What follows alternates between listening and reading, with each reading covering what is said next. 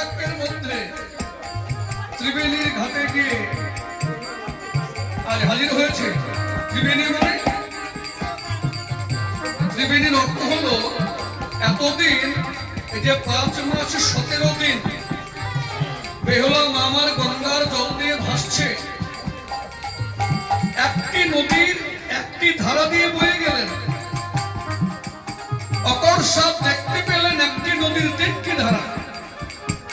একটি ধারা ডান দিক দিয়ে প্রবাহিত হচ্ছে, আর একটি ধারা বাম দিক দিয়ে প্রবাহিত হচ্ছে, আর একটি ধারা সোজা যাচ্ছে। বেহুলা মামার ধারার নির্ণয় করতে পারছে না। এবার কোন ধারা দিয়ে গেলে আমি শিবের কৈলাস পৌঁছতে